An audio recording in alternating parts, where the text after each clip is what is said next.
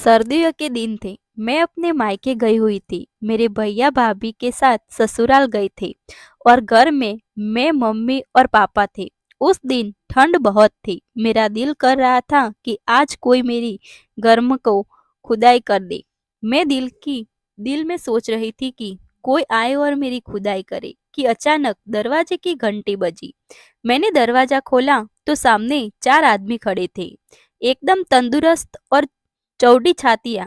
फिर पीछे से पापा की आवाज आई, ओए मेरे जिगरी यारो, आज कैसे रास्ता भूल गए। वो भी हंसते हुए अंदर आ गए और पापा को मिलने लगे। पापा ने बताया कि हम सब आर्मी में इकट्ठे ही थे। एक राठौड़ अंकल, दूसरे शर्मा अंकल, तीसरे सी अंकल और चौथे राणा अंकल, सभी एक्स आर्मी मैन हैं। वो सभी मुझे मिले और सभी ने मुझे गले से लगाया। गले से क्या लगाया, सबने अपनी छाती से मेरे ठोकरों को दबाया। मैं समझ गई कि ये सभी ठकरी है। अगर किसी को भी लाइन दूंगी तो जट से पट जाएंगे। मैं खुश हो गई कि कहा एक औजार मांग रही थी और कहा चार चार औजार आ गई। पापा उनके साथ अंदर बैठे थे और मैं चाय लेकर गई। जैसे ही मैं चाय रखने के लिए झुकी तो साथ ही बैठे राठौड़ अंकल ने मेरी पीठ पर हाथ फेरते हुए कहा, कोमल बेटी, तुम बताओ क्या करती हो। मैं चाय रखकर राठौड़ अंकल के पास ही सोफे के हत्थे पर बैठ गई और अपने बारे में बताने लगी। साथ ही राठौड़ अंकल मेरी पीठ पर हाथ चलाते रहे और फिर बातों बातों में उनका हाथ मेरी कमर से होता हुआ मेरे तक पहुंच गया। यह बात बाकी फौजियों ने भी नोट कर ली, सिवाय मेरे पापा की। फिर मम्मी की आवाज आई तो मैं बाहर चली गई और फिर कुछ खाने के लिए लेकर आई। फिर रात को जब मैं झुककर नाश्ता परोस रही थी तो उन चारों का ध्यान मेरे की तरफ ही था और मैं भी उनके थैले में हलचल होती देख रही थी। अब फिर मैं राठौड़ अंकल के पास ही बैठ गई ताकि वो भी मेरे दिल की बात समझ सके।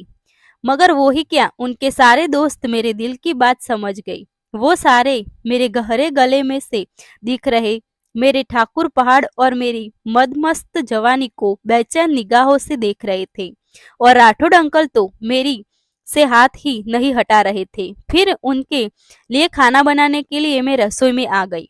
हमने उनके पीने का इंतजाम ऊपर के कमरे में कर दिया। ड्रिंक के एक दौर बाद सबने खाना खा लिया। फिर मैंने और मम्मी ने भी खाना खाया और लेट गई। मम्मी ने तो नींद की गोली खाई और सो गई, पर मुझे कहाँ नींद आने वाली थी।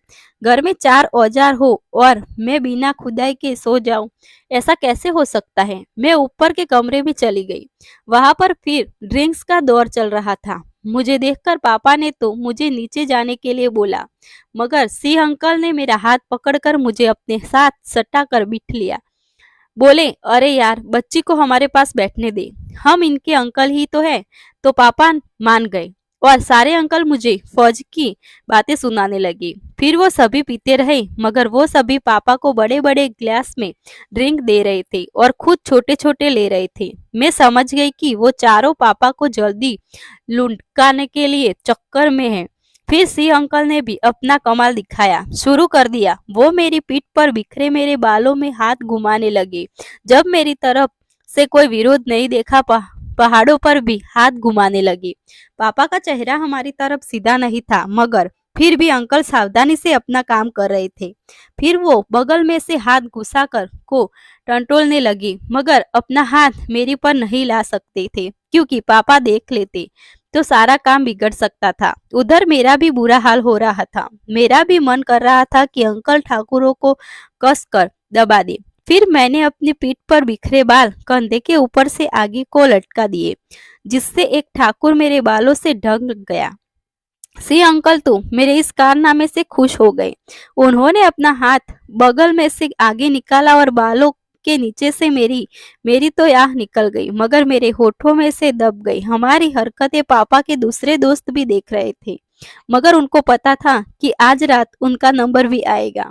जब मेरा मन दोनों ठाकुरों को एक साथ का कर रहा था, मैं बेचैन हो रही थी, मगर पापा तो इतनी पी कर भी नहीं लुढ़क रहे थे। मैं उठी और बाहर आ गई और साथ ही सी अंकल को बाहर आने का इशारा कर दिया और पापा को बोल दिया, मैं सोने जा रही हूँ।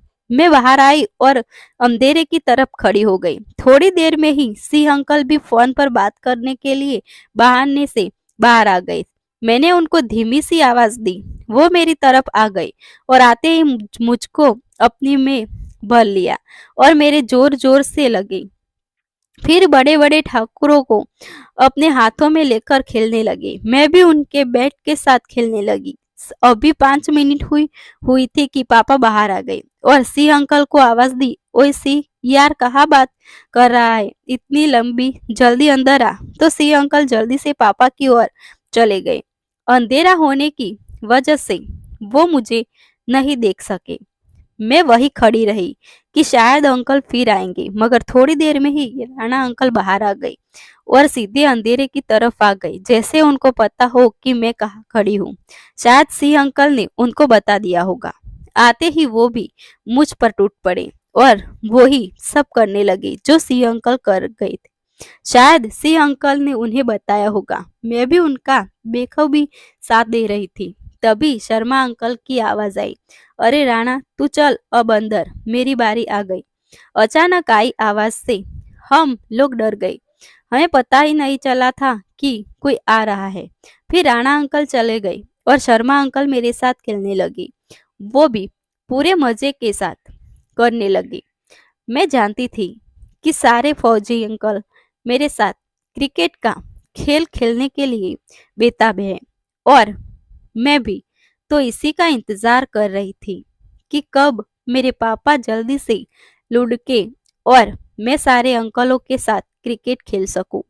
ऐन वक्त पर वही हुआ कि इसी अंकल ने पापा को आखिरकार बुटका लिया और सारे के सारे मेरे पास दौड़े आए। सभी मेरे साथ खेलने के लिए उतावले हो रहे थे। सारे अंकल मुझे उठाकर कमरे में ले गए। फिर वो बोले कि हम सारे बारी बारी तुम्हारे साथ क्रिकेट खेलेंगे। तुम ही बताओ कि तुम सबसे पहले किसके साथ क्रिकेट खेलना चाहती हो। लेकिन मैं क्या कहती, मैं तो बहुत ही बेताब थी खेलने को। फिर भी मैंने सबसे पहले सिंह अंकल को ही चुना। उनका बैट तो बहुत ही बड़ा था। मैं डर भी रही थी और अंदर ही अंदर खुश भी हो रही थी। और इस तरह मैंने सभी के साथ क्रिकेट खेला। सभी ने बहुत ही अच्छी परफॉर्मेंस दी। आज तो मैं 3-3 पारियां खेलकर बुरी तरह से थक गई थी, लेकिन आज ही यह रात की क्रिकेट मुझे हमेशा याद रहेगी।